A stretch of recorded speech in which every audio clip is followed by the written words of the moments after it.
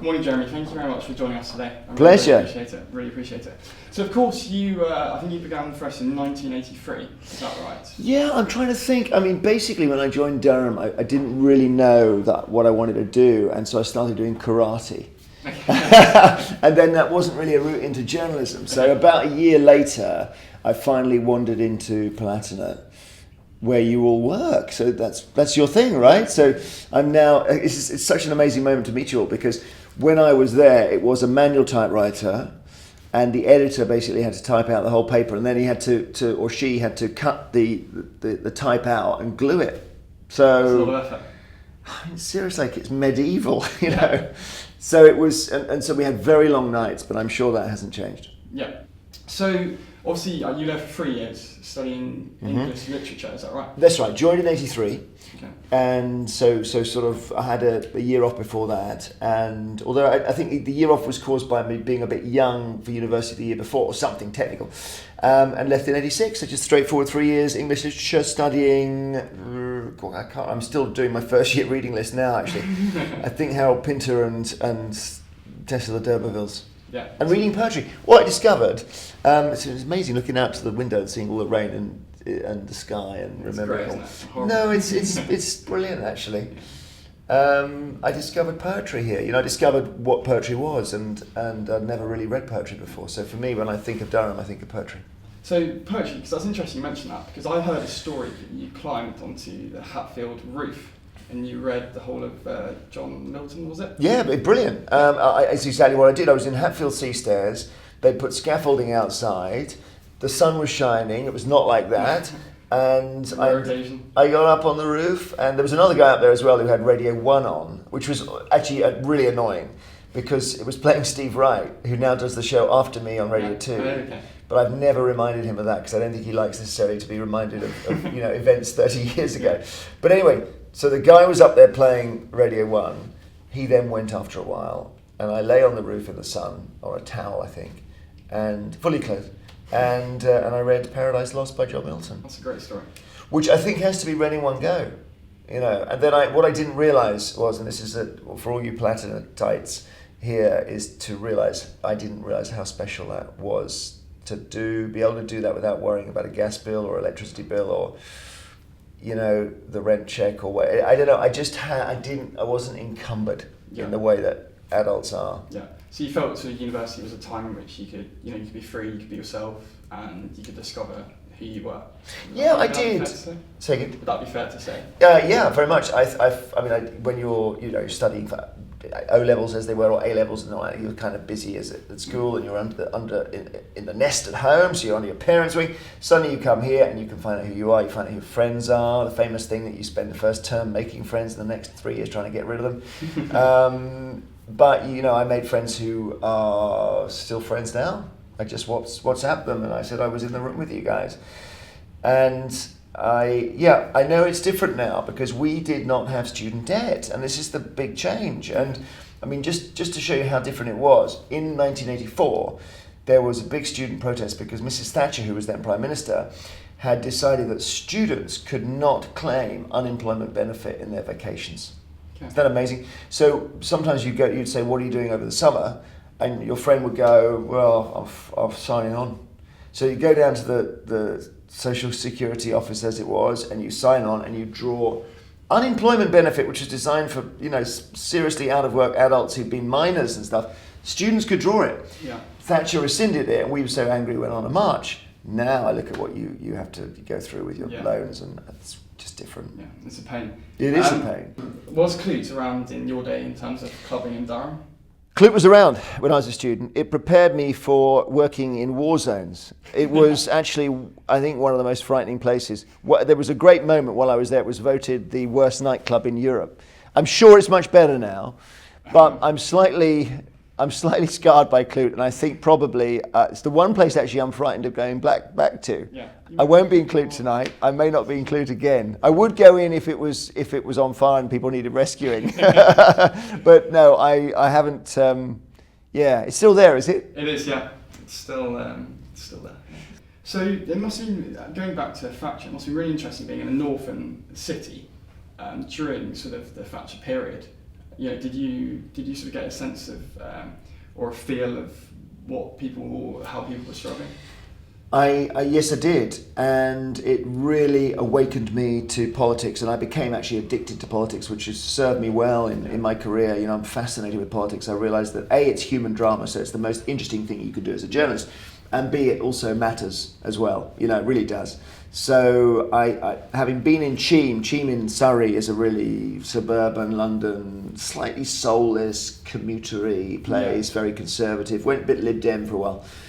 And then to come up here and see how florid politics was and how divided the country was really, because Durham City is different, but around obviously Durham County there were a lot of ex-mining towns, as the colliery or steelworks maybe at Consett, and all kinds of post-manufacturing, post-industrial places where people were really suffering. And I could see that the government, my parents are not really conservatives, but clearly the southeast of England elected the Thatcher government, and the northeast of England didn't like it. And I understood going southeast to northeast was really a real awakening for me. It was really good education for me as an 18, 19-year-old, is to see, okay, so not everybody thinks the same thing here. And while I was in Durham, and my parents were really worried because the miners' strike was on, which is a massive moment in the Thatcher decade, where essentially the government said, look, these mines are not making any money and we're going to have to shut them. And the argument against that was, but the market is short term. So you can mothball them or keep them open, and then at some point they will need them again. But that's not how the Thatcher administration worked, and they just pulled the rug out. And then obviously there was violence and picketing, and it was a massive collision between the Conservatives led by Thatcher, who were very radical, and the miners, And then we had a period, not to bore you with politics, but to me it's fascinating that we had a period where the two parties came together. So that was Mrs. Thatcher on the right, Michael Foot on the left. We then have this thing where you get John Major, who's kind of centrist, and Tony Blair is centrist, and William Hague and Ian Duncan Smith, all sort of roughly in the middle. And now, ping, it's gone the other way again. So it's much more exciting now. You've got the Conservatives who are clearly a Brexit party now, and then you've got Corbyn, who's really on the left, like Michael Foot. And I think that makes politics exciting again. Yeah. So let's move on to politics and considering we're on the topic. What I would really like to know, what was going through your mind on the EU referendum night? There you were in the BBC studio doing the graphics, as you always do, famously.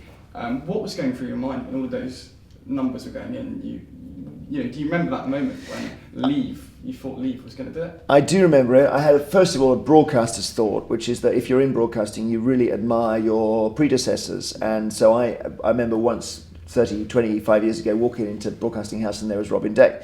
And actually, only a few nights ago, I bumped into David Attenborough at an event. And so I love those moments. So for me, there was a broadcaster thought, which was, there's a poem actually about where a poet dreams that he had a chance of meeting William Shakespeare, and he's asleep, and he thinks, if I can just wake up, I can run down the road, and he's in the manor house at the corner. And the end line of the poem is, I met him as he lived.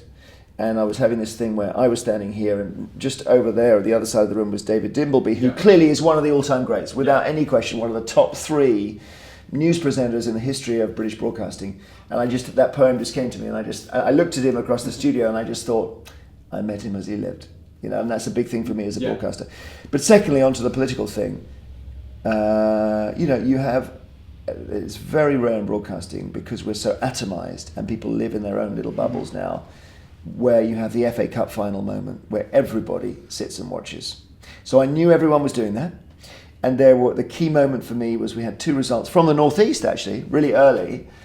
And we got this rather complicated board where we had used a rubric to work out how Eurosceptic each of the 350 odd counting areas, 380 counting areas were. And we had Newcastle as a Remain place. And Newcastle came in as 50-50. That was quite early on, wasn't it? Very, very early.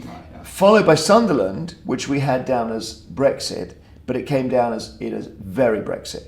So I remember saying this could be electrifying. That's all I said.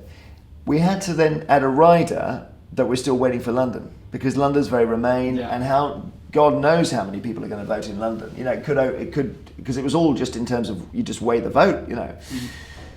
But when London came in, there had been flooding, and I think it might have disrupted the vote a bit, and so it wasn't enough to keep us in. So yeah, I thought, I mean, as an impartial broadcaster, I just thought, man, you live for nights like this. So exciting. Did you have any idea the night, sort of, or the day before, while the voting was going on? Did you think it was going to happen? Did you, when the YouGov poll came out, it was saying 52 Remain.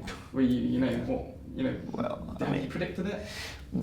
All my predictions have been wrong. So I didn't think Leicester could win the Premiership. I didn't think Corbyn could be Labour leader. Yeah.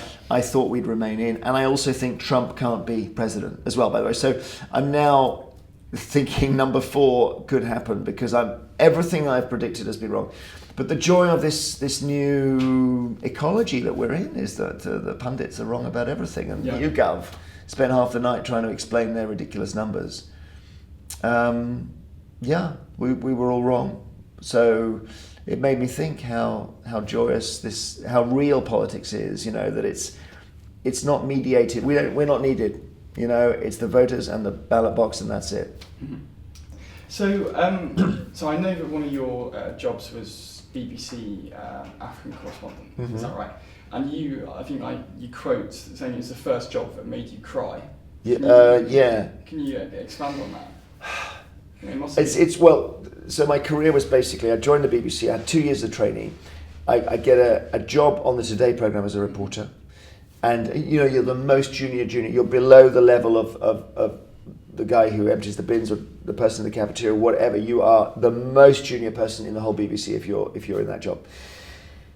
I then got a job at Westminster doing politics, which I absolutely loved. At that point, I think the system sort of engaged with me a bit and thought, okay, maybe this guy we can keep an eye on him. Yeah. So I was there. I'm just taking you through the trajectory here. I was there with John Sopel, John Pienaar, Nick Robinson, John Sargent, Hugh Edwards, Carol Walker, Carolyn Quinn. I'm sure I've left some out, but it was a really, myself excepted, it was a great team that I was on.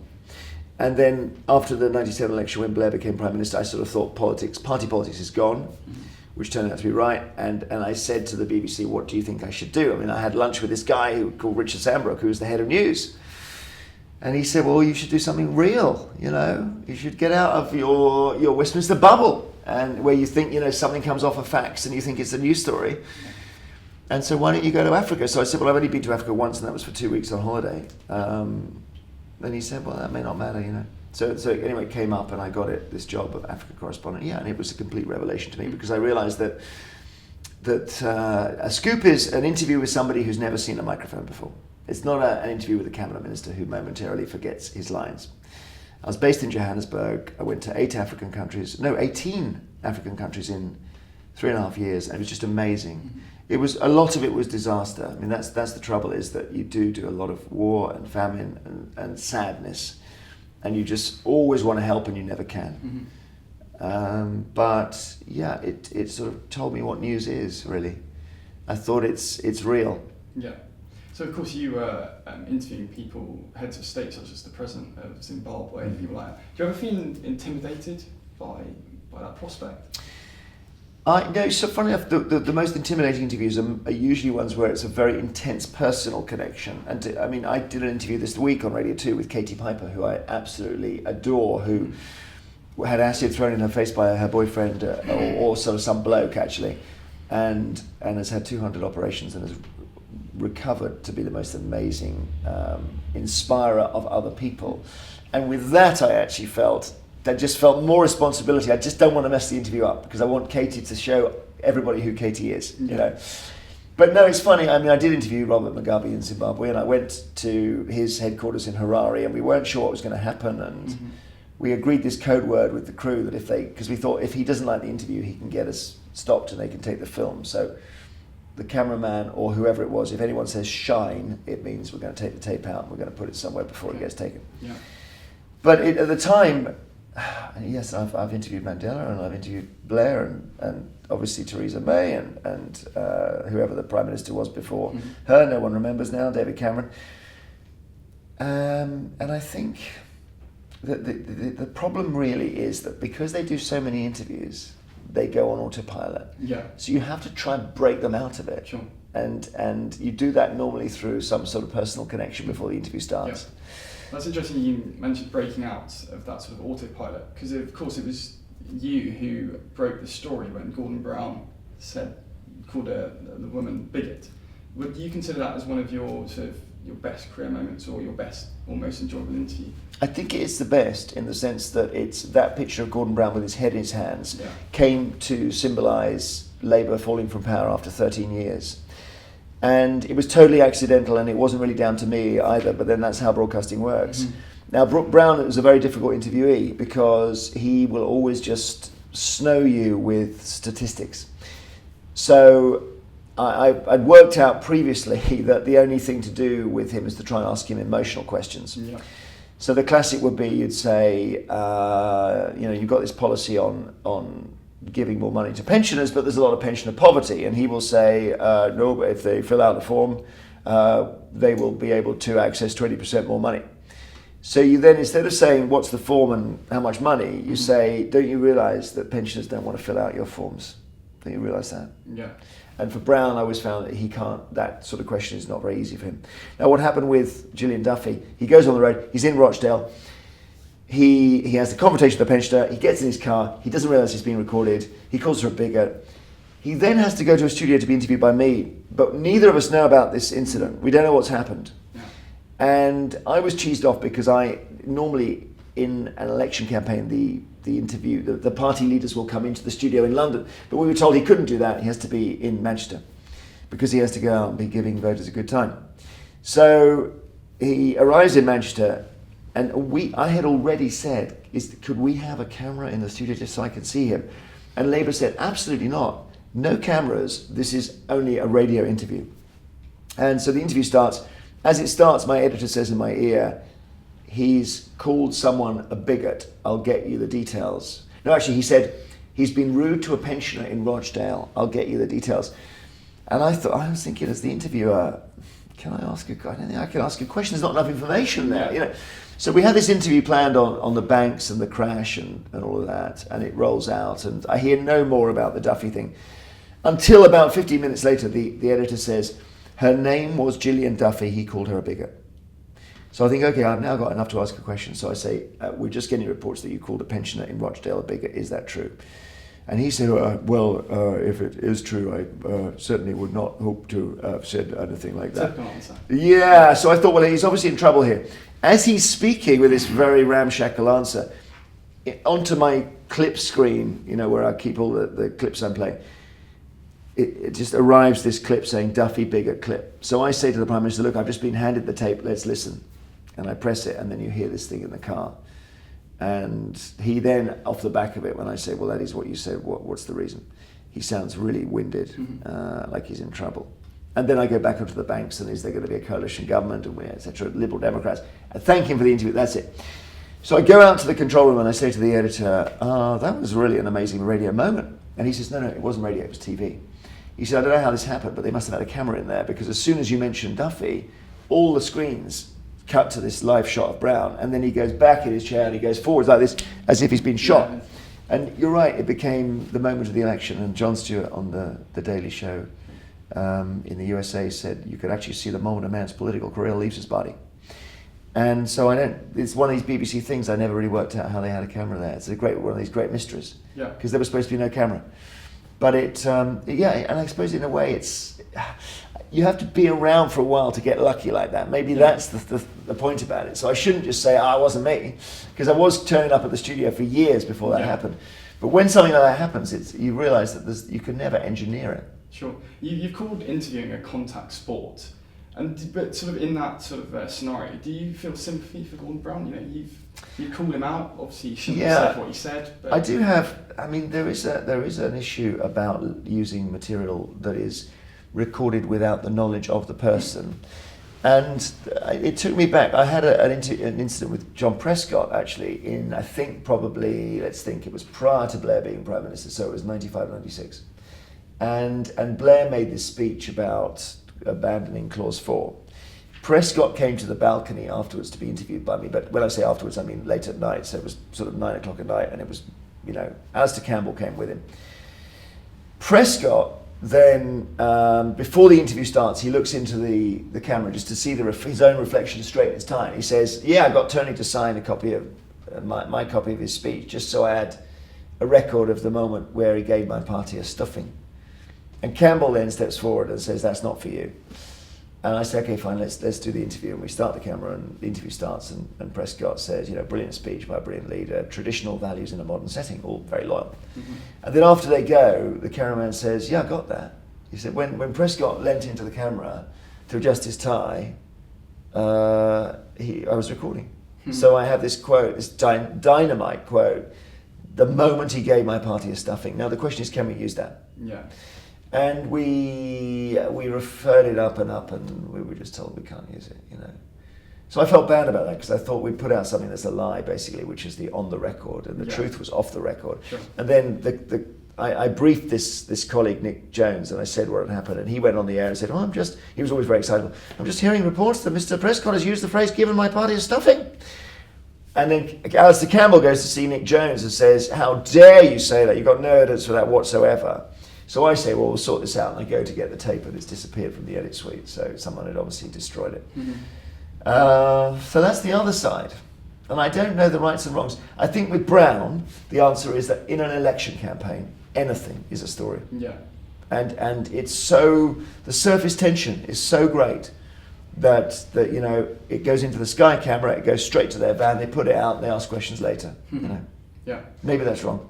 So obviously I think it's fair to say that lots of ordinary people think that sort of the media and Westminster politics all seem to be, as you mentioned earlier, this Westminster bubble. You said that you've broken out of that. But do you consider yourself part of what we'd say the establishment? The MSM. Yeah. The mainstream media. Yeah, I guess I must be. I'm on Twitter, so I hope I'm feeding in parts of the lake that aren't regulated, but I think I must be, mustn't I? I mean, I could pretend to be. It's like Mick Jagger said in 1977. He said, "I'm a punk rocker." Someone said, "No, you're not. You're the lead singer of the Rolling Stones, who were there at the start of rock and roll. You can't call yourself a punk." But he thinks he's a punk, and maybe I think I'm a punk. Yeah.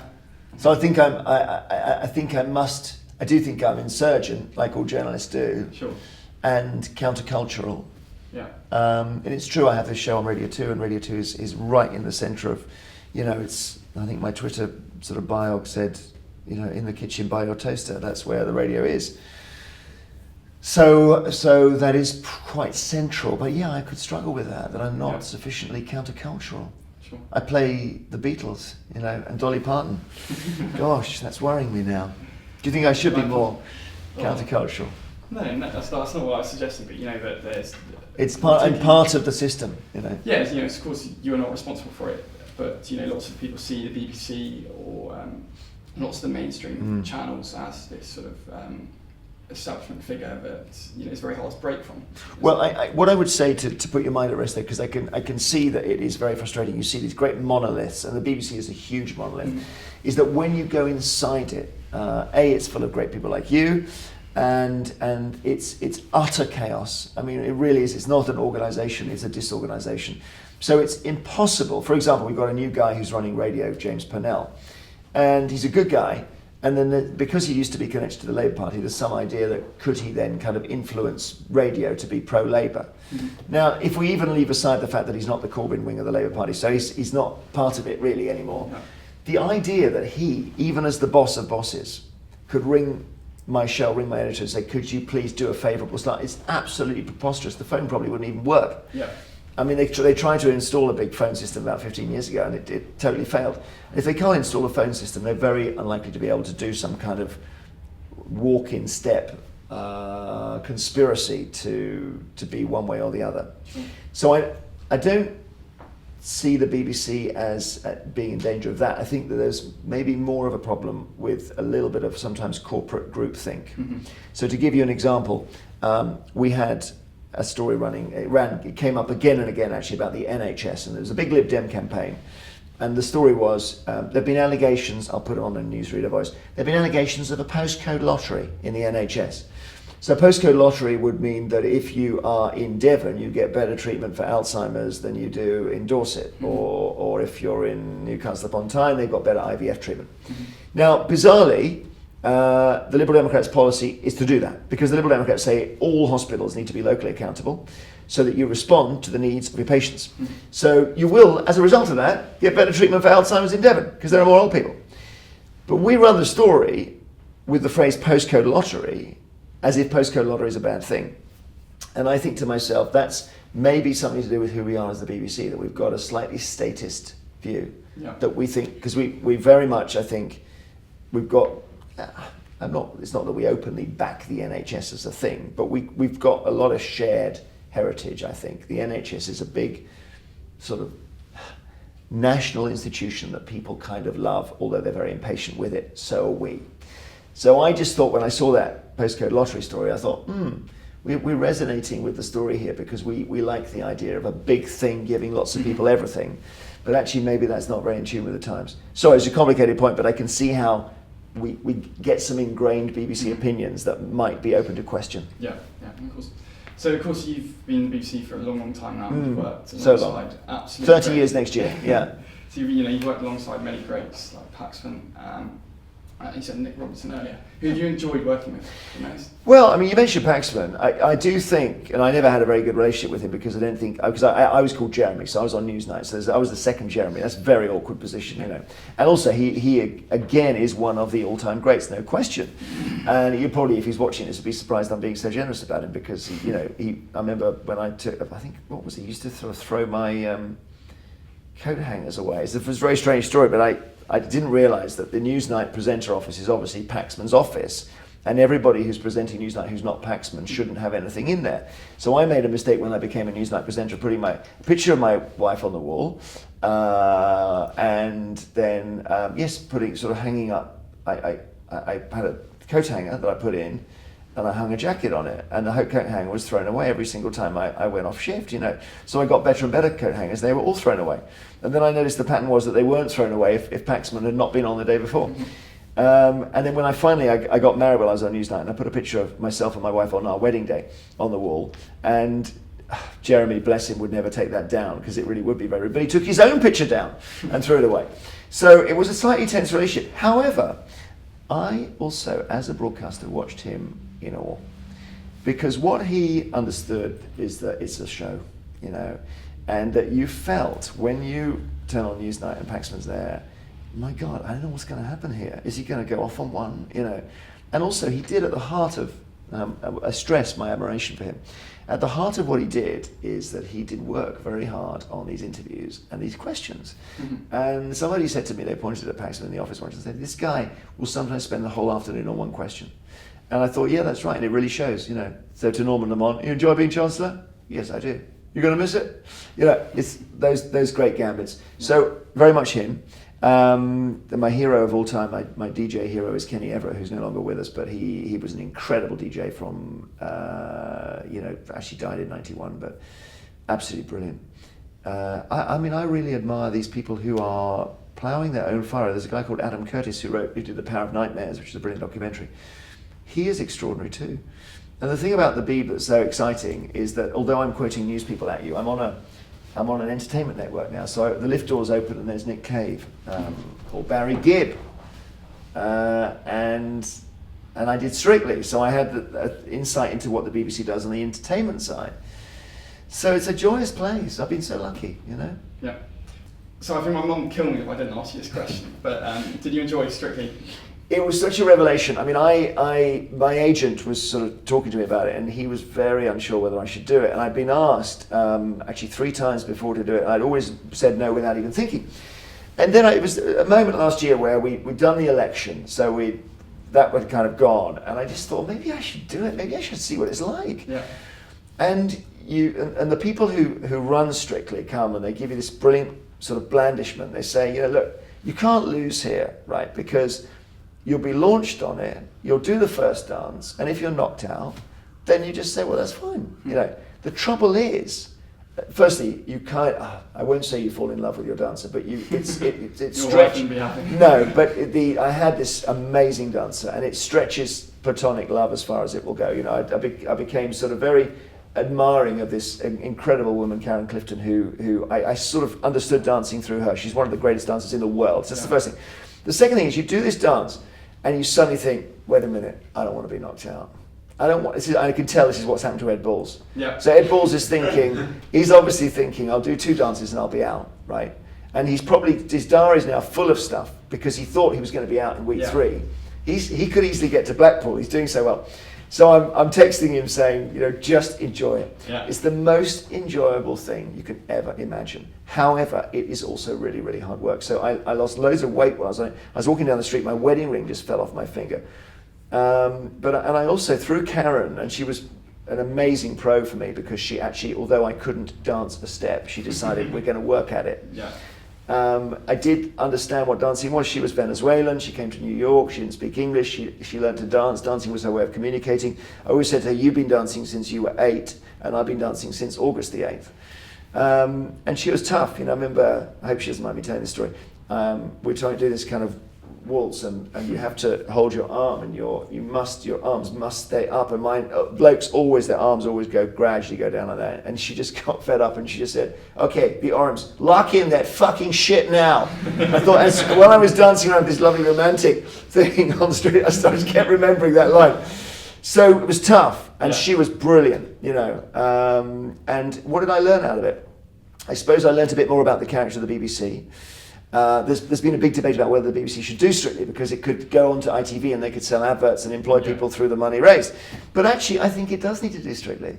I think that we thought of it, so that's the first thing. Yeah. And secondly, it's a portal, and people go through the portal and then they discover Melvin Bragg and David Attenborough and Bake Off and maybe Radio 2. And I thought there's a little corollary on Radio 2. So I do, if my station was a commercial station, they wouldn't do my show because it would cost too much money. And why would you interview people at 12 o'clock? You just play records. But what I need Steve Wright after me for 3 hours of music and entertainment, and Ken Bruce before me, 2.5 hours of music. And then they hammock me, you know, so Ken Bruce delivers me a lovely audience, and I try and hold on to them and I hand them on to Steve. Yeah. And you can only have my show doing interviews if you've got Steve after and Ken before. Mm-hmm. And that's the same as the BBC. You know, you need those 2 shows before and after me to have my show. And that's the same justification for Strictly in the BBC. You know, we've got to try and do it all. And we can entertain as well as informing. We can only inform because we entertain. Yeah. But no, it was great, and I'm watching them all now, and I'm back in Balls. I'm back in Ed Balls. So you are predicting that Ed Balls? Well, no, do you know, it's funny. He did ring. He said this, like I said. He rang me before it, and I don't know him that well, and it was really odd because I've got his number in my phone. Yeah. That Ed Balls is calling me. I couldn't think what it was about, and he said, "Look, I've been asked to do Strictly, and I need your advice." And I said, "There's a long answer and a short answer. The short answer is do it." Yeah. The long answer is genuinely, it is really, really hard. I mean, I had to go with Karen 8 till 10 in the morning. I then did my Radio 2 show, and then I did 3 till 10 in the evening. So I was doing 9 hours a day with her. But it was just an emergency, you know. So I said, you cancel everything in your diary, but also be ready for this thing when you start. You'll think you don't mind going out in week 1, and you'll suddenly realize you don't want to go out. Yeah. And the only other advice I gave him was I can see he's taken this. You don't have to be sort of clowning it, because if you really genuinely work, everything else will follow. And I can see that he and Katya are really working at it.